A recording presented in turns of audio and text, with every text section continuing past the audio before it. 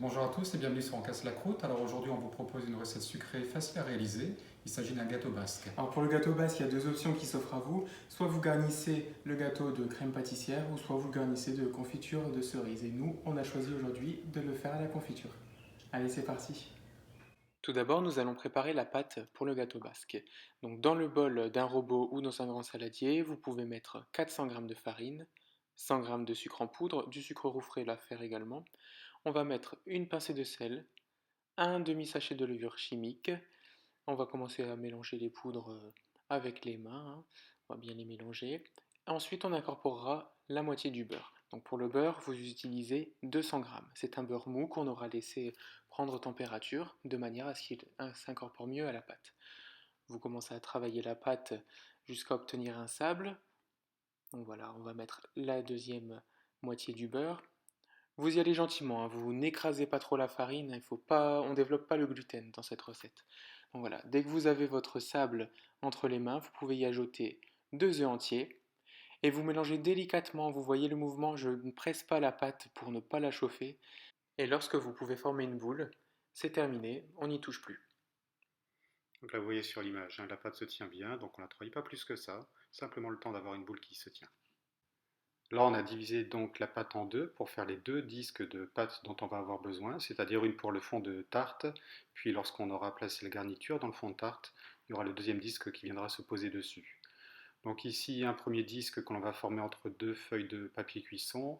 Nous, on choisit de ne pas mettre la pâte au frais à ce moment-là, c'est-à-dire qu'on préfère d'abord la travailler parce qu'elle est très malléable, hein, vous voyez qu'elle s'étale vraiment très très facilement, et c'est après ce premier travail qu'on va venir la mettre au frais pendant une bonne heure, voire 2 heures.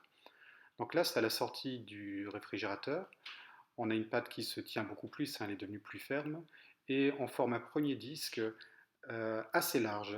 Si on a deux cercles, c'est parce que j'ai fait ce disque autour du cercle le plus grand et puis on prend le cercle le plus petit. Donc si vous n'avez pas de cercle comme cela, vous inquiétez pas, vous faites juste un disque qui est plus large que le plat que vous avez normalement. Ça vous permet de faire directement le fond de tarte et les bords. Donc ici on forme les bords, c'est-à-dire qu'avec les doigts on vient à la fois baisser la pâte sur le fond vraiment de tarte, hein, contre le papier cuisson et contre les bords eux-mêmes. Et puis pour enlever le petit excédent ici avec un couteau, la lame d'un couteau simplement, vous venez tout le long du tour pour avoir quelque chose de bien propre, de bien régulier, qui ne dépasse pas tout simplement. Là, on transfère notre fond de tarte sur une plaque pour ne plus y toucher et on vient déposer une belle quantité de confiture de cerise noire. Comme nous sommes au mois d'avril, nous n'avions pas de cerises pour faire la confiture, alors nous avons choisi de prendre un pot du commerce. Donc nous déposons une belle quantité de confiture de cerise et finalement on l'étale de manière très régulière. N'hésitez pas avec le dos de la cuillère à bien aller sur les bords. Oui, il faut que ce soit quand même relativement rempli parce que la deuxième pâte va venir se poser dessus, donc il ne faudrait pas que celle-ci s'affaisse complètement. Donc la garniture doit être relativement généreuse. Alors ici, on va venir la presser, hein, une première fois sur les bords parce qu'on va souder les deux morceaux de pâte, c'est-à-dire le fond de tarte et celui qu'on vient de déposer au-dessus. Et vous voyez qu'elle est d'un rouleau, simplement on va venir découper l'excédent, le petit surplus. Donc voilà, le rouleau, et puis on enlève le surplus. Et un dernier petit geste pour avoir quelque chose de très très propre, avec le pouce, simplement, vous venez faire tout le tour pour venir nettoyer un petit peu l'excédent de pâte qui se trouve sur le moule. Et pour la finition, on va venir badigeonner délicatement notre gâteau avec un mélange jaune d'œuf et un peu de lait. Donc là, avec l'aide du pinceau, on y va sur toute la surface.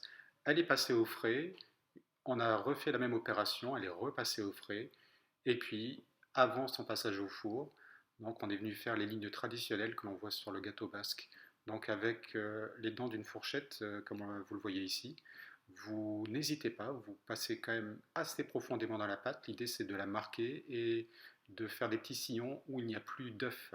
Et on vient faire une petite cheminée pour empêcher la pâte de trop gonfler lors de la cuisson.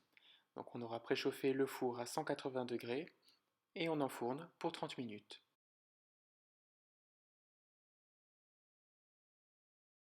Voilà donc une recette vraiment facile à réaliser qui plaît au plus grand nombre. Outre la crème pâtissière et la confiture de cerise noire, n'hésitez pas à utiliser la confiture que vous aimez le plus. Et comme rien ne se perd, on a décidé de réaliser des biscuits avec le restant de pâte. Alors bon appétit! À bientôt!